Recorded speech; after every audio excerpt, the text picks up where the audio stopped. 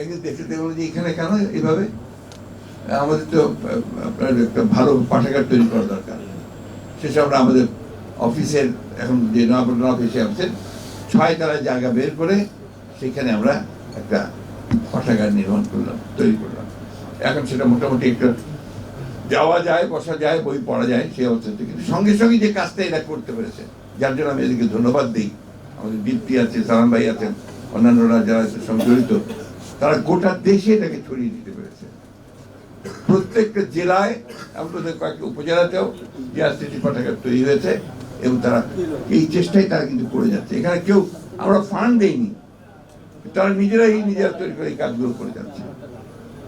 এমনকি তারা এই যে পাঠচক্র বা আপনার যে আড্ডা, এগুলো তারা নিয়মিতভাবে করার চেষ্টা করছে। এটা আমি মনে করি যে অবশ্যই বিএনপি রাজনীতিকে আরো সমৃদ্ধ করবে। বিএনপিতে যারা জ্ঞান চর্চা করে তাদের সংখ্যা বাড়াবে। ওটা আরেকটা সমস্যা, কিন্তু রাজনীতিতে আমাদের বর্তমান রাজনীতি কিন্তু লেখাপড়ার ব্যাপারটা একদমই নাই, একেবারেই নাই। একটু লেখাপড়া যারা ভালো করে তাদেরকে ঠাট্টা করে কি বলা হয় যেন আটেল। তো এই পরিবেশে স্বাভাবিকভাবেই এরা যে কাজটা করেছে, এটা দুঃসাহসী কাজ করেছে এবং তারা সফল হয়েছে। আমি ধন্যবাদ জানাই তাদেরকে। আর আমি আগে বলেছি যে আমাদের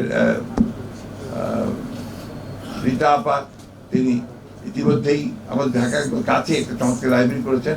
এরকম লাইব্রেরি তো অনেকখানি খুব সুন্দর সুন্দর করে উঠেছে, আপনারা সেটা দেখবেন। আমি কথা বেশি বাড়াবো না। আমি একটা কথাই শুধু আপনাদেরকে শেষ কথা বলতে চাই যে কখনো ধৈর্য হারাবেন না, আশা হারাবেন না।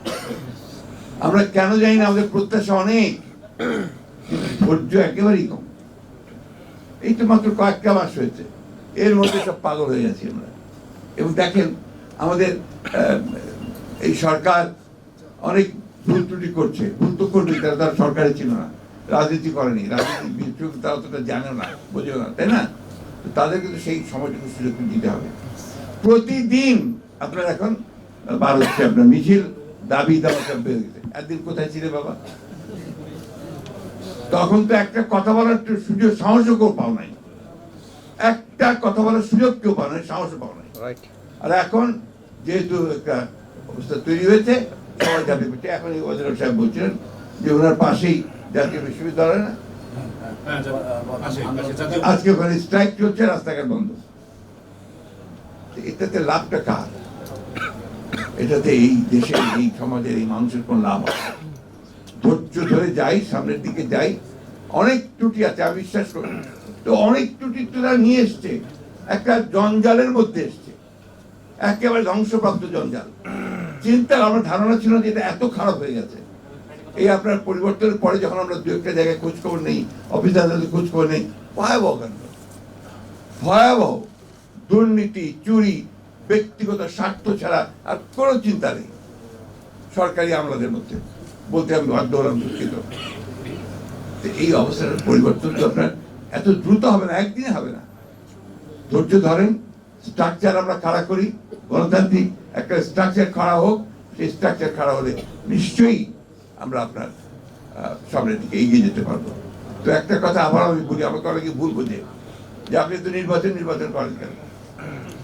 হ্যাঁ, আমাকে বিশেষ করে ছাত্ররা তো বলেই এখানে নির্বাচন করার কারণটা হচ্ছে একটাই, যে আমরা বিশ্বাস করি, আমি জানি না আমার এই বিশ্বাস ভুল কিনা, যে কোনো নির্বাচিত সরকার কিন্তু একটা অনির্বাচিত সরকারের চেয়ে ভালো।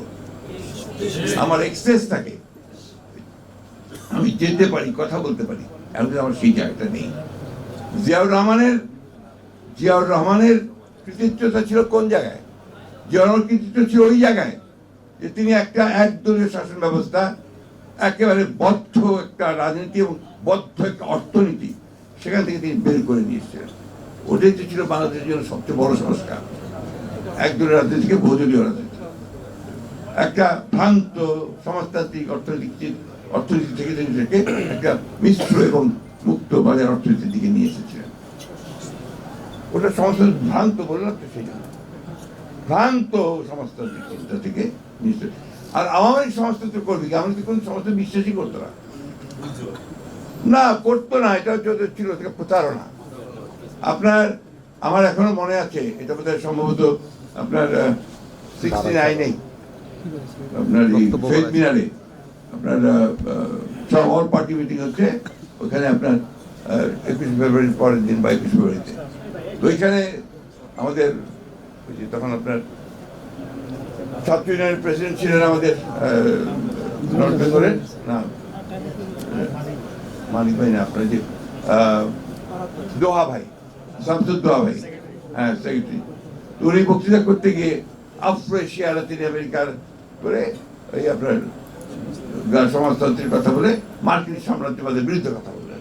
আর যায় কোথায়, এত বড় বড় ছুরি টুরি সব বেরোয় আসলো, মার্কিন সাম্রাজ্যের বিরুদ্ধে কথা বলা যাবে না। সেটা ছাত্রলীগের নেতা। তখন ওই দল যদি আপনার সমাজতন্ত্র করতে যায়, তো কি হবে সমাজতন্ত্রের অবস্থা? তাই হয়েছে। আজকে এই জিনিসটা আমাদেরকে বুঝতে হবে যে আমরা ওই জায়গাটা থেকে বেরিয়ে এসে একটা সুযোগ পেয়েছি, সম্ভাবনা তৈরি হয়েছে একটা, যে আমরা একটা ভালো কিছু করব। এই সংস্কারের প্রস্তাবগুলো আসতে শুরু করেছে। আমার বিশ্বাস যে আমাদের প্রধান উপদেষ্টা তিনি খুব শীঘ্রই এই বিষয়গুলো ডাকবেন, একটা সমাধানের দিকে আসবেন, আলোচনা হবে, ঐক্যমতের ভিত্তিতে আমরা একটা জায়গায় গিয়ে পৌঁছাবো। নির্বাচনটার কথা এই জন্যই তাড়াতাড়ি বলি যে নির্বাচনটা হলে এই সমস্যাগুলো চলে যাবে। এখানে আপনার একটা নির্বাচিত সরকার, সে একটা পিপুলস ম্যান্ডেট নিয়ে বসবে। এরা তো এখন বসতে পারেনি, ওদের মধ্যে সেই যে কনফিডেন্স, সেই কনফিডেন্স তো নাই। এই জন্যই আর পিপুলের ভাষাটা তো বুঝতে হবে, সেটা আপনাকে নির্বাচিত সরকারের সবচেয়ে ভালো বুঝতে বলে আমরা বিশ্বাস করি। এই জন্য আমরা এখনই করে ফেলতে হবে তা তো বলছি না, ন্যূনতম যে সংস্কারটা প্রয়োজন সেটা করে নিয়ে নির্বাচিত করলে সমস্যাটা অনেকটা সমাধান হবে। যাই হোক, আমি আর কথা বাড়াবো না। আমি আড্ডা দিদিকে বক্তৃতার মতোই কথা বলে ফেলেছি, কিন্তু আড্ডার পরিবেশ দেখে নাই, আড্ডা